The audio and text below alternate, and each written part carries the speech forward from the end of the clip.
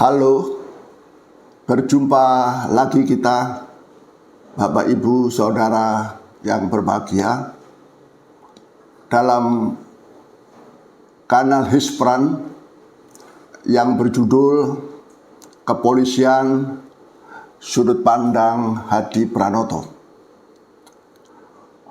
Dalam video yang perdana telah disampaikan bahwa proses penegakan hukum kepolisian diantaranya adalah penyelidikan dan penyidikan terhadap setiap perbuatan yang diduga sebagai tindak pidana yang harus berpijak pada Undang-Undang Nomor 8 Tahun 1981 tentang KUHP maupun Undang-Undang Nomor 2 Tahun 2002 tentang Kepolisian Negara Republik Indonesia serta peraturan perundang-undangan lainnya.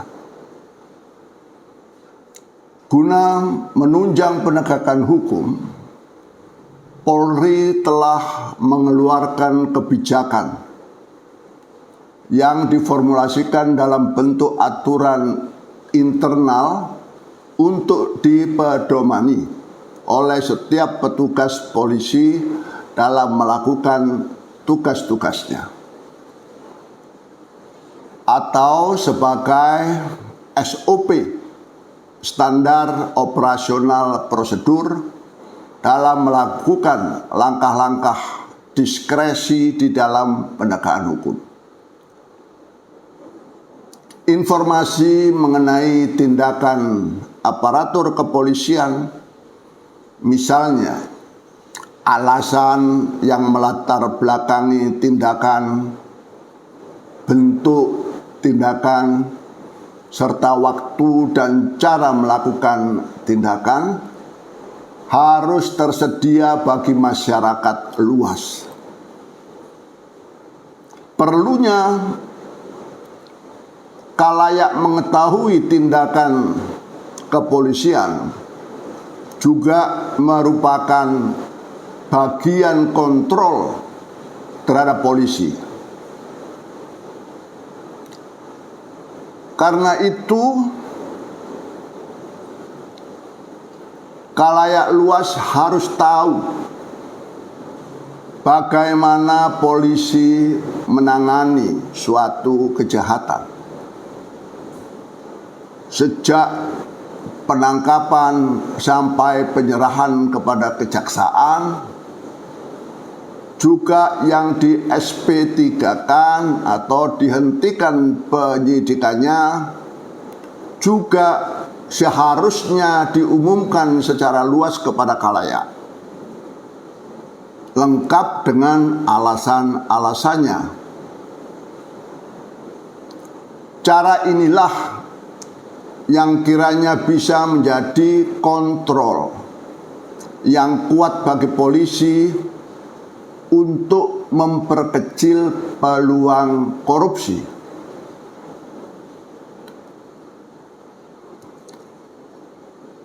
Sebagai kepedulian masyarakat atau peran masyarakat dalam ikut mengontrol lembaga polisi, ada satu sigi atau penelitian dari Pusat Studi Keamanan dan Perdamaian Universitas Gadjah Mada, seperti dikutip oleh Suwarni, menyatakan bahwa pelayanan polisi atau Polri selama ini masih tinggi rasa tidak amannya masyarakat.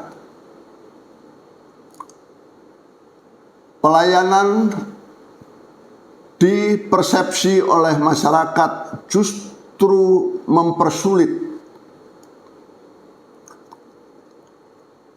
sehingga kehadiran anggota polisi dirasakan oleh masyarakat berkesan mengancam. Oleh karenanya, kecenderungan dark number yang gelap-gelap cukup besar. Tingginya pelanggaran hukum dan etika oleh anggota Polri selalu saja ada, sehingga citra anggota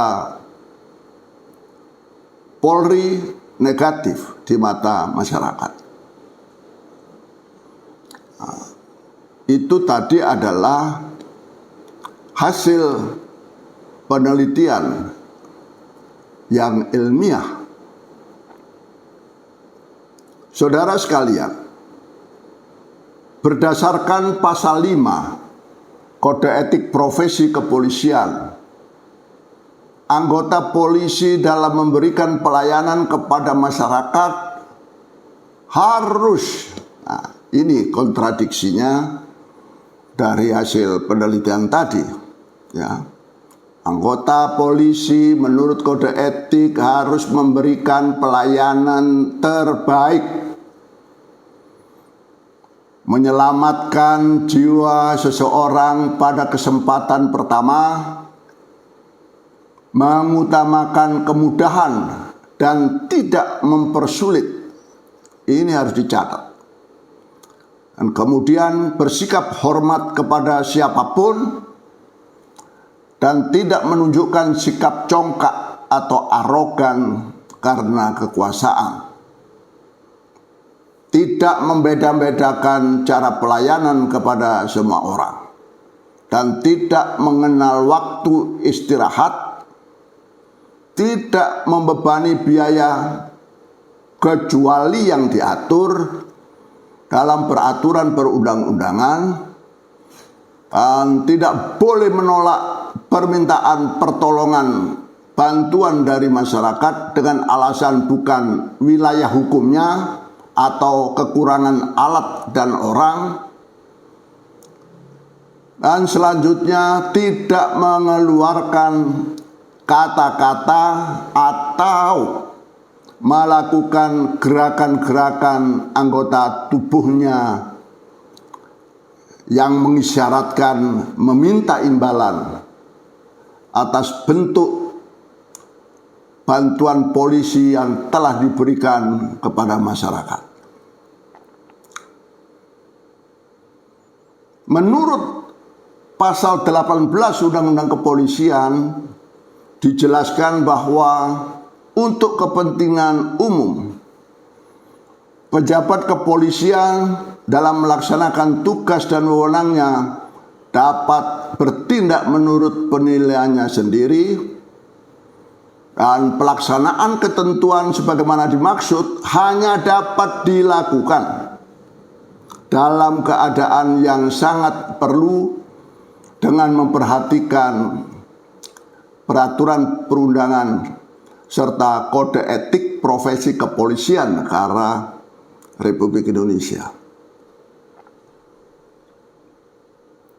Dalam rangka mengemban fungsi pemerintahan yang bertumpu pada prinsip tata kelola pemerintahan yang baik, sebagaimana dirumuskan dalam asas-asas umum pemerintahan yang baik, Muhammad Tito Karnavian dan Hermawan Sulistyo memperkenalkan istilah polisi promoter, profesional, modern, dan terpercaya. Polisi profesional yang dimaksud adalah polisi yang dalam melaksanakan tugas menunjukkan kemahiran dan keterampilannya dengan didukung oleh pengetahuan, wawasan, moral, dan etika dan etos kerja tinggi. Sehingga profesionalisme itulah yang menyelamatkan kepolisian dari citra buruk dan dapat melakukan tugas dan wewenangnya dengan sebaik-baiknya sesuai dengan harapan masyarakat.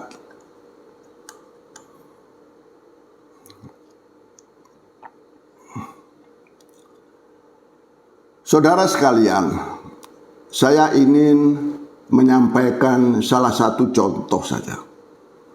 Saudara bisa menilai apakah contoh ini memenuhi kaidah polisi yang profesional atau tidak. Ceritanya adalah ada dua orang anak muda belia, kakak beradik, yang tua perempuan, adiknya laki-laki, sangat muda belia. Dilaporkan oleh seseorang, laporannya ini tidak tanggung-tanggung, ancamannya 8 tahun karena dituduh merampas kemerdekaan orang. Ya. Seharusnya kalau ada laporan begini, polisi tidak serta-merta mempercayai laporan dan tidak serta-merta melakukan tindakan kepolisian, apalagi kemudian menetapkan sebagai tersangka dan ditahan. Ya. Harus cermat, profesional, dengan kaidah pengetahuan yang mumpuni sebelum melakukan tindakan terhadap orang yang dilaporkan, merampas kemerdekaan orang tersebut. Ya. Jadi anak dua ini ceritanya oleh ayahnya disuruh menemani pengacara ayahnya, yang mana pengacara ini akan gembok ya, pagar tanah kosong milik ayahnya. Ya. Setelah itu terjadi, ada laporan ke polisi ya, bahwa penghuni rumah yang bersebelahan dengan tanah kosong bapaknya ini ya, dirampas kemerdekaannya oleh dua anak ini. Padahal dua anak ini hanya mengikuti pengacara-pengacara yang melakukan penggembokan tanah yang notabene adalah milik ayahnya berdasarkan sertifikat hak milik.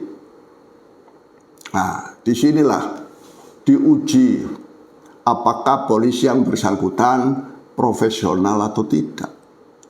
Satu, bahwa ternyata penghuni rumah yang didalilkan sebagai tempat untuk perampasan kemerdekaan, penghuninya adalah laki-laki yang kekar-kekar. Ya. Dari segi fisik saja tidak mungkin ini gadis yang imut dan adiknya ini melakukan tindakan yang dituduhkan. Ya. Kemudian rumah tempat tinggalnya banyak pintu. Ya.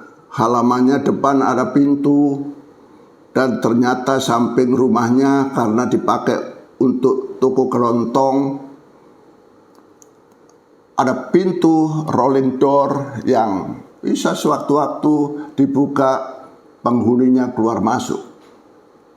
Ya, pendek kata tidak memenuhi syarat sama sekali. Ya, dan masyarakat menuntut supaya dilakukan dilakukan uji lapangan, rekonstruksi, tidak digubris, tetap ditahan, ya, dan kemudian diserahkan kejaksaan, serahkan pengadilan.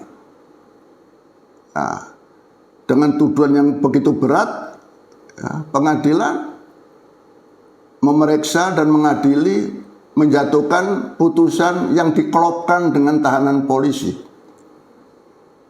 Ya, disinilah fakta yang terjadi yang ada pada catatan saya yang bisa dipertanggungjawabkan.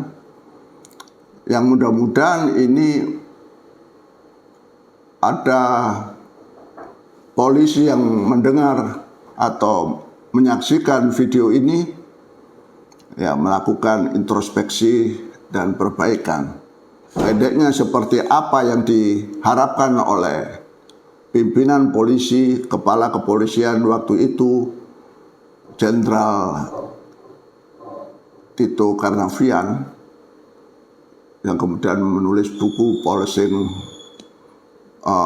Policing Demokrasi, bisa menjadi bahan untuk introspeksi dan perbaikan ke depan. Saya kira demikian yang bisa saya sampaikan pada kesempatan ini. Sampai kita berjumpa pada video berikutnya dengan cerita yang lain. Selamat menunaikan ibadah puasa bagi yang melaksanakan. Salam sehat.